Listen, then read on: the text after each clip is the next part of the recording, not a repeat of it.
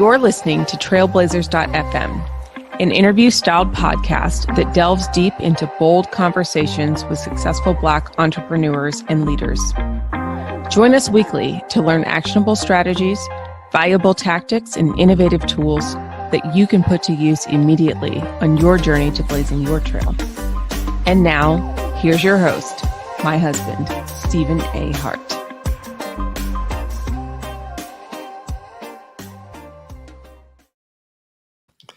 Blazer Nation, happy Friday to you. Thank you so much for joining us today. If this is your first time joining one of my live broadcasts, my name is Stephen A. Hart. I'm the host of Trailblazers.fm, a platform that I started back in February of 2016 to explore stories of today's successful Black entrepreneurs, leaders, creatives, and professionals who are doing amazing things. It's my hope that from these conversations, you're able to extract the knowledge, the wisdom, the resources, the tools that you need in order to help you to blaze your own trail. I am going through such a series of emotions this month, and just so grateful. You know, we start all these conversations off from a place of gratitude. And earlier this week, I think I shared on Wednesday morning, you know, we had the official kickoff with LinkedIn, and I can't say much about it, but I'm so very excited about being accepted to this Create Accelerator program and excited about what 2022 will bring. And on that note, I wanted to actually just share with you guys, because I'd asked you guys to hold me accountable to getting the podcast back live. And I'm so very happy to share that as of Monday, we officially started a 12-day series I'm calling 12 Days of Significance over on Trailblazers.fm, the podcast. So if you're not presently subscribed, hop into your favorite podcast directory, whether that's Apple Podcasts, Google, Spotify, and subscribe to Trailblazers.fm. And I encourage you to go through and check out the episodes there. What we're doing in this 12 days is really taking snippets from and really in some cases the whole episodes of some of these live streams. Some of the best live streams we've done this year. And we're sharing that content back out to the podcast. And it's such a reminder in so many ways, as I realized that going through this year, I've been truly a content creator, but not a consumer. And so as I'm now having, you know, with live streams, I'm cranking these things out, and it's so extremely busy that I'm just pushing through the podcasts and not so much, you know, or pushing through the live streams and not so much coming back to listen to the live streams myself many times. And so now having to edit them for the podcast, I'm going back through and really having the time to now listen in and consume some of this content myself. And it's been such a blessing. So we've been through, today will be day 5.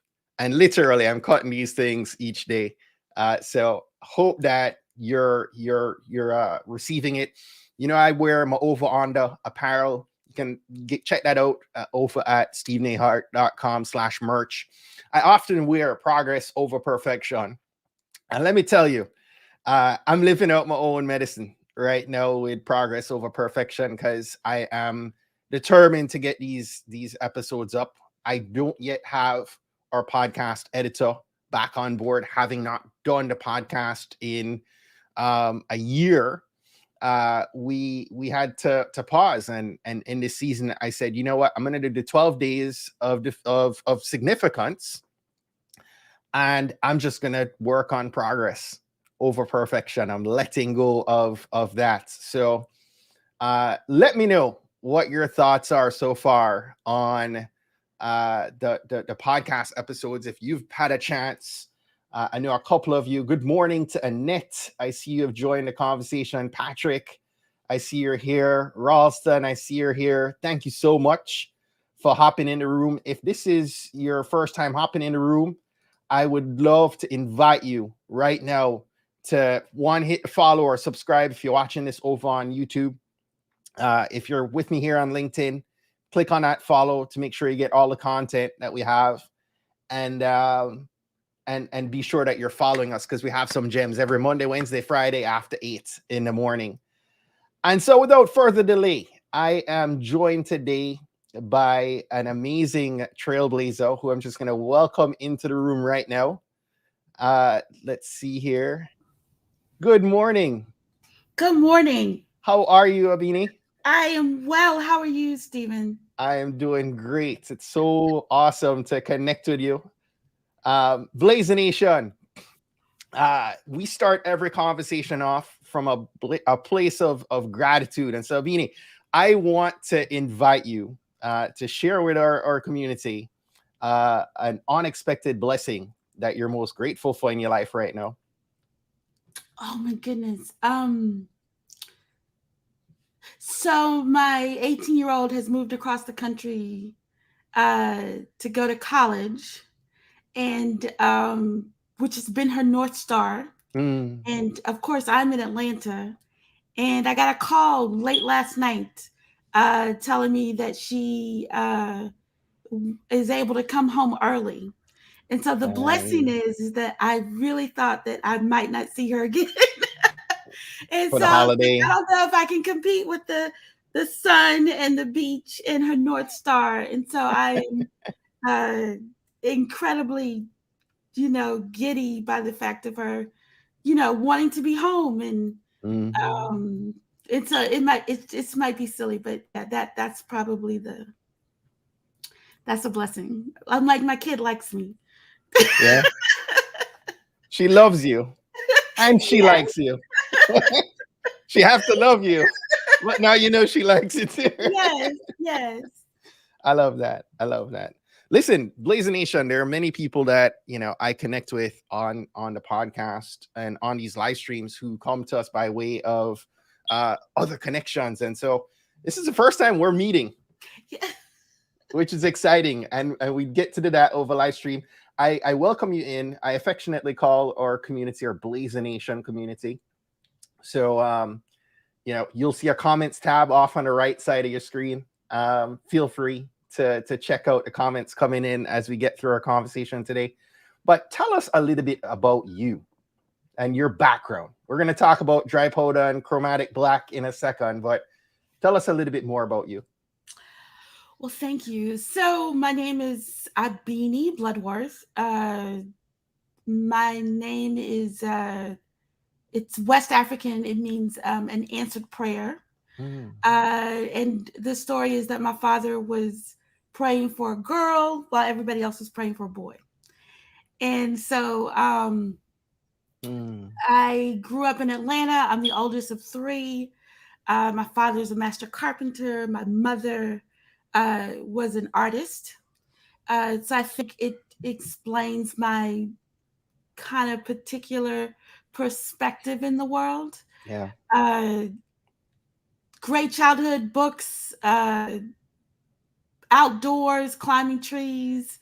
The last 25 years, I've been at the intersection of philanthropy and social justice. Yeah. And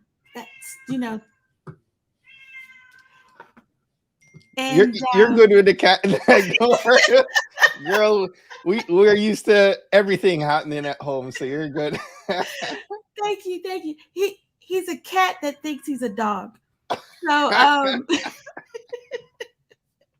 he's telling me it's time that he wants to go outside. That's what he's saying.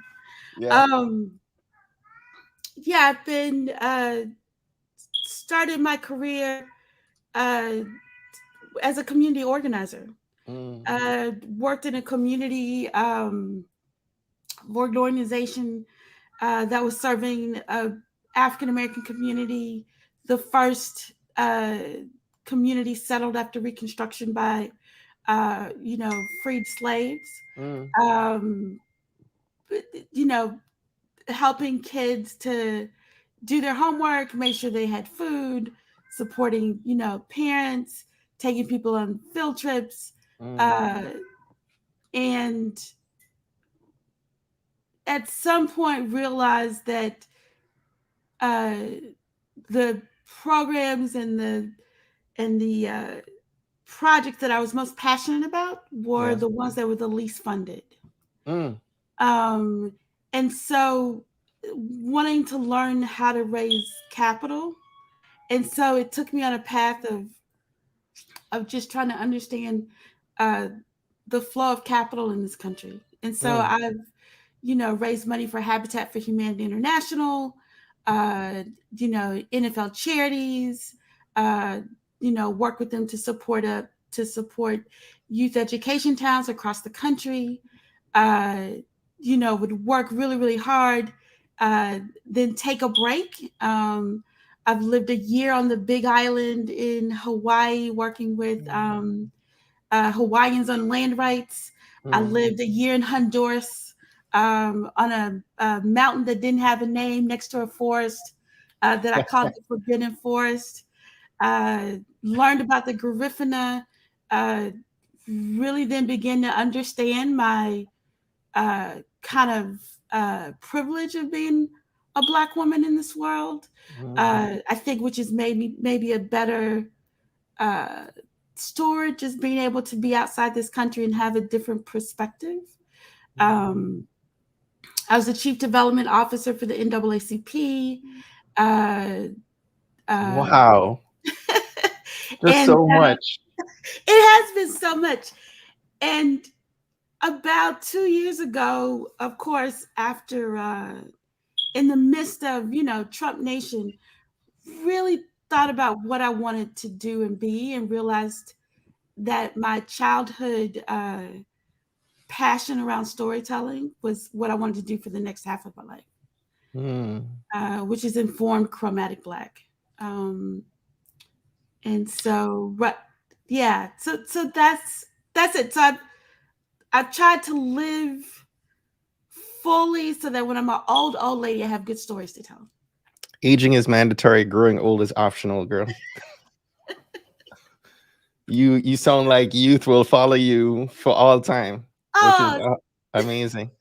I listened to you share, traveling the world and being involved in so many different projects, which is amazing. I know sometimes, and I've been sharing with our community in the past week. I've been so vulnerable to share the struggles of the past 2 years, and there have been many. But one of the things that I've also shared this week is on the micro, when you look in at the last 2 years, it looks like it was a valley season. But if I take it out to the macro, over the last 10, there's been so much progress, right? But I'm still vulnerable. I'm still transparent to share the struggle, because I think so many people have been struggling in this season. What areas you're the CEO of Dry Powder Works and Chromatic Black, and I want you to tell us about both and share why this work is so important, but also invite you to share what's been challenging in this season that's led to this point, and led to, because I feel like God allows us to go through that struggle to be able to squeeze that juice and get us to create amazing things. Oh, those are juicy questions.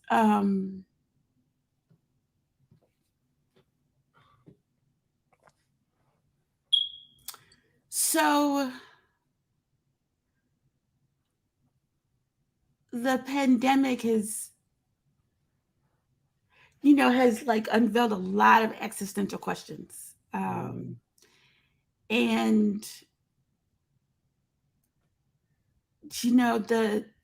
the struggle has been the self-reflection that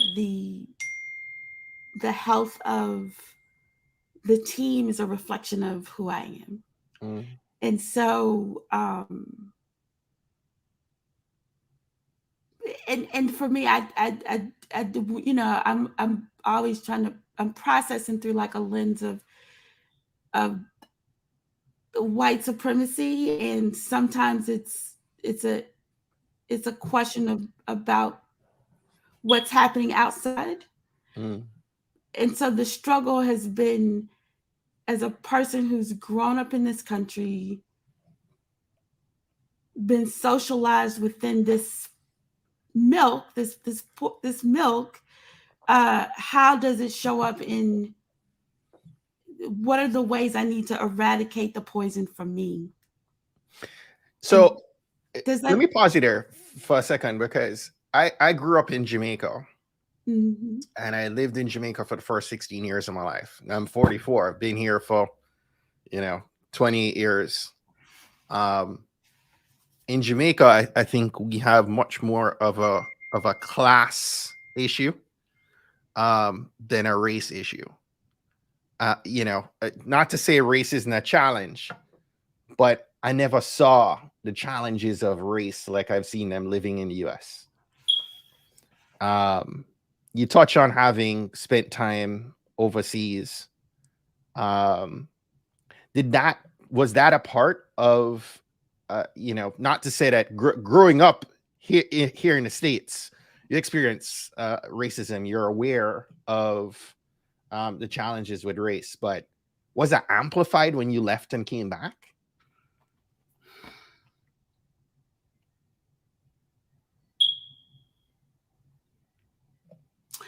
You know what was amplified is I lived in many places. So the places that have had the most impact has been Romania, like Bucharest, Romania, the Big Island of Hawaii, and Saguatepeque, Honduras. What was amplified is, I think we grew up in this country believing that we're in the land of milk and honey. And what I actually experienced was a more balanced quality of life when I was outside of the country. How so? So in Honduras, I taught a class of 16-year-olds that in the morning would sing to me. Good morning, teacher. Good morning, teacher. How are you? How are you? 16-year-olds. And so that angst and that disconnect that we experience in the country of like young people being over here and elders being over here, I didn't experience that. On the Big Island, I was told if you go to a party and it's just old people, or you go to a party it's just young people, it's not a good party. And so folks were together. And when people would greet, it'd be, how are you doing? Not, what are you doing? Who are your people? What is your heart? How do you move in the world? Which is completely different than what I experience here, where the focus is on the doing as opposed to my being. And wow, that's deep. Yeah, both gifts, significant gifts. I laughed more focused time on family and play and rest and good food and good music. On the island of Hawaii, I didn't meet one person who had a television. No one had TVs. It was completely. Say what? no TVs, but folks spent a lot of time outdoors in community. And so I think when you talk about, I just realized, like, wow, we are really focused on stuff here. So I think that has been the gift. And I think too, just my place as an American citizen, Mm-hmm. and the power that I walked with when I'm Mm-hmm. outside of the country, which is different than the power that I have when I'm here. Yeah, I love Yeah, that. and that was like, oh, wait a minute. Um, uh, and being acutely aware that race is a construction. Mm-hmm.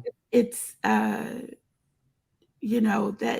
uh, in Honduras, it's I can sit in a family where the hue of the shade is all the way from folks with blonde hair and blue eyes all the way to blueberry black folks all sitting at one table, and they're all in a family, and the question of race never comes up. And that's it, right? For me, that was my experience in Jamaica. It wasn't that there wasn't, differences in people um, as it relates to race. I just wasn't aware of it. It wasn't a concern growing up in Jamaica like it is here. Today, for me, raising two young Black children, I'm concerned, right, about um, the world that they'll live and they'll lead, um, and the challenges they have to navigate through. And I was interested in what you're doing, and would love to kind of jump in and talk about disrupting the master narrative and this misinformation in our community. Yeah, I'm so curious about,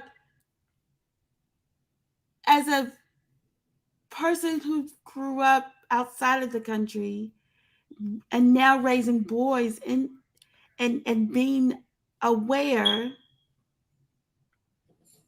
how do you navigate, and Yeah. and and yeah, I'm curious So because I'm very aware of race today, right? I've lived here again. I've lived here for 3 decades. I'm very today. I'm presently aware and concerned about the construct and the challenges that we face. It wasn't the way I was raised, uh, being back home, right?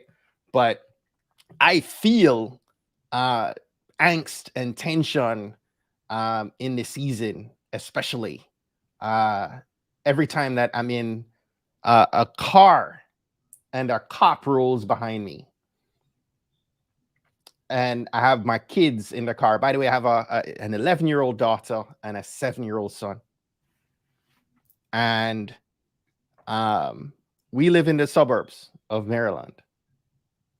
And, you know, we've experienced, or, my daughter's experienced racism already from she was 6 years old in school, right? In the school bus, where at 6 years old, she's getting on the bus and kids are like, I don't like your hair, right? And getting, I don't like the color of your skin, and having to explain and navigate that with them, and so I'm very much aware today. I'm just explaining that, it's definitely a transition, and I'm married to a woman who, we've over the last several years, we've gone through the discovery that her family were slaves sold to keep Georgetown University alive, right? wow, And yeah, she and her mother are Georgetown alum, right? Um, so we've navigated racism on different fronts, um, and it is a completely different lens through which I look sometimes than some of my dear friends who have always grown up with that lens, and sometimes I'm able to look through a different perspective, on both sides, but absolutely concerned. and that speaks to the work. So what we know is that most of the story or media that we consume globally, 99.9%, is created, produced, disseminated by white men. Very It's a true. fact, right? Yeah. And that leaves out a lot of folks. And so the story, we understand that the stories that we tell ourselves are the stories that we are those stories. Mm-hmm. And it's insidious. So if we, It's a big reason behind why I started this podcast. is it? It is. So I was very concerned looking at mainstream media at what was being told to my kids. From Layla was 4 years old. I'm like, I don't want her to only see this as the limited view on her possibilities looking forward. Not to knock sports, the girl absolutely loves basketball. But I didn't want her to grow up thinking the only thing she could do was be an athlete or a musician or shake her ass, excuse me, right? To succeed, because mainstream media was not sharing and is not sharing in mass opportunities that other representing other opportunities, other fields, other things that she could do. And yet I'm looking around. I live in a progressive neighborhood in Maryland, and I'm looking around and I'm seeing success everywhere. There are many of my friends in this thread, who will listen to the podcast, who are achieving success at the highest levels, but we're not seeing that story being told. And so that was the motivation for the podcast.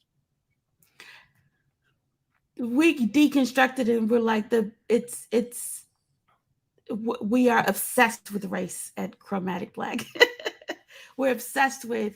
Tell us about Chromatic Black. So Chromatic Black is a collective of about 10,000 artist activists who hold a hybrid of artist activists.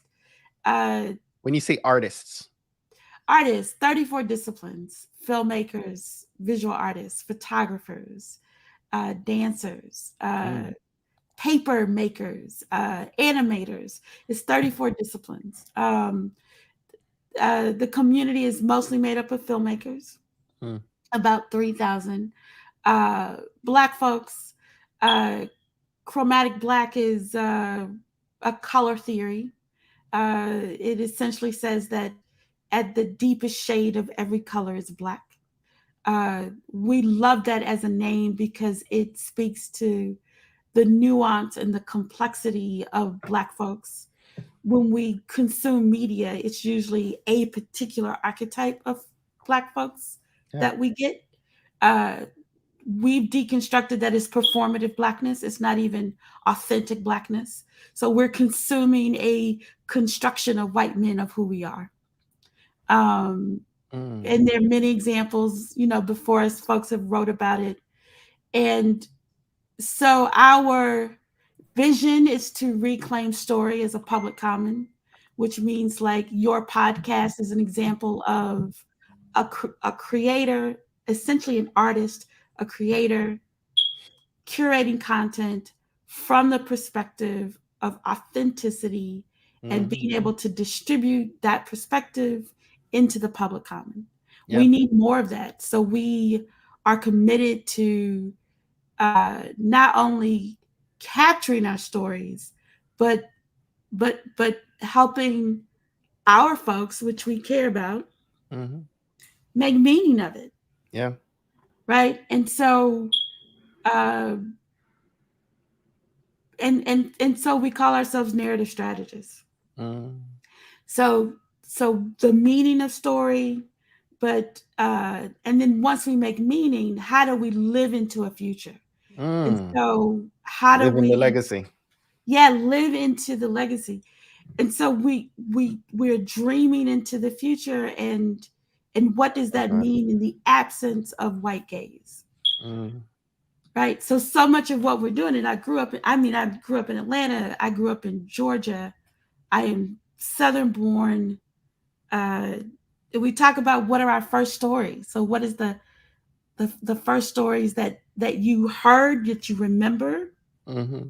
Uh, so I grew up. I remember I remember David and Goliath, and we and this belief that good triumphs over evil. It has impacted how I see the world. I believe that there's a good fight and that you can win the good fight, Mm, right? Uh, I also remember a story of a teacher telling my mother that me being on a college track was a disservice.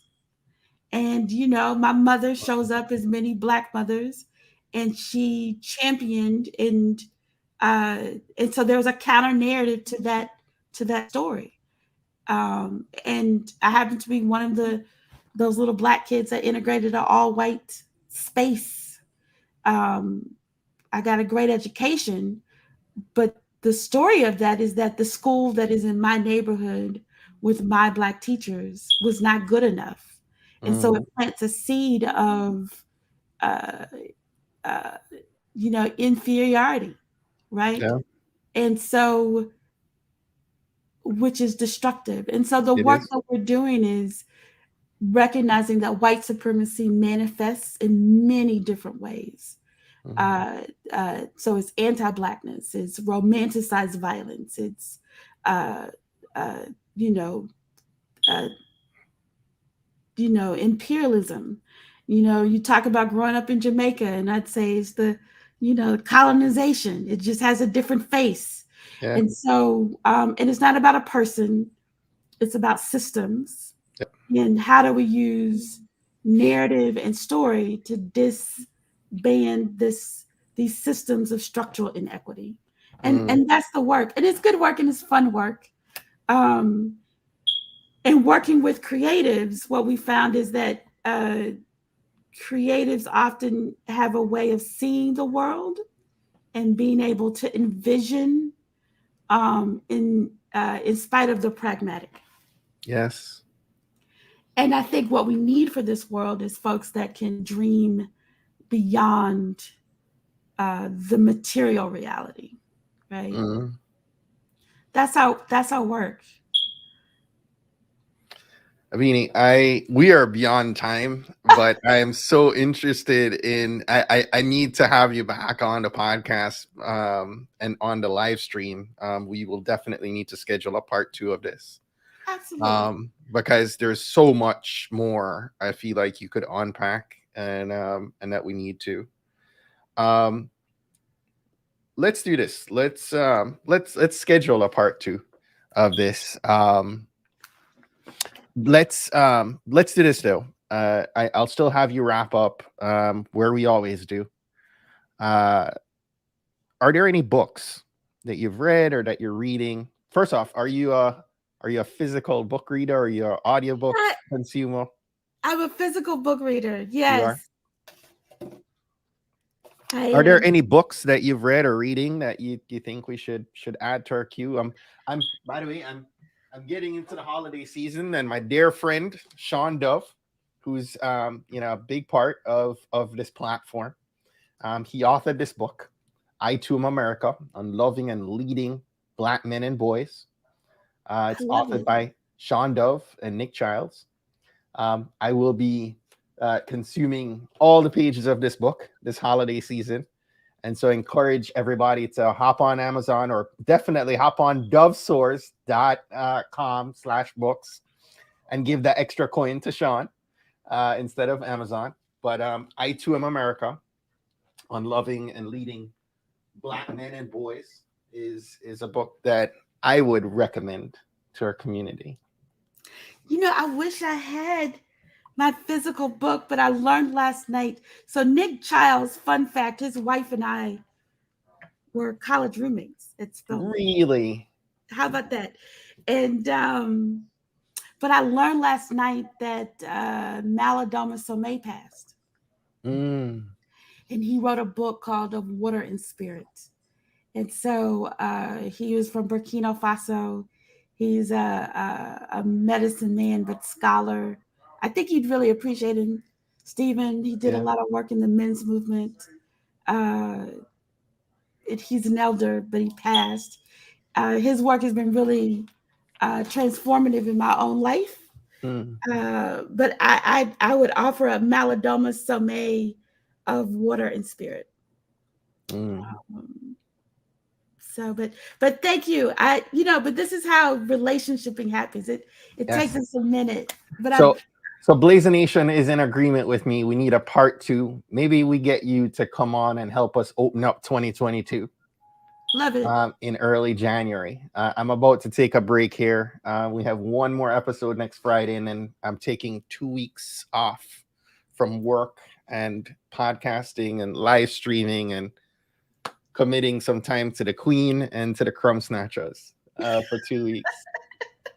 And so let's get you booked in early January, because I really liked where this conversation is going, and I want to continue it. And Blaze Nation is confirming the same. So let's plan on that.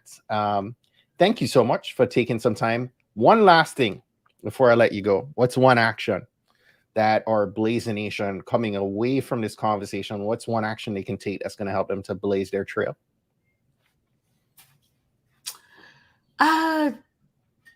Examine the stories that you believe. Remember the very first stories that you, and think about the story that you are creating, right? In whatever private space that you have, like what are the stories that you believe? Yeah. Abeni, thank you so much. Blaze Nation, join us back here on Monday. Don't miss out on this is going to be our last week to close out the year, and I'm so excited to share in conversation with you guys on Monday, on Wednesday, with Sean, and next Friday we have one last guest for 2021, the last guest of the year. And be sure to check out the podcast. Again, we're doing 12 days of significance. So you're getting a new episode on the podcast every day through the end of next week. So have a fantastic weekend, and I'll see you back here on Monday.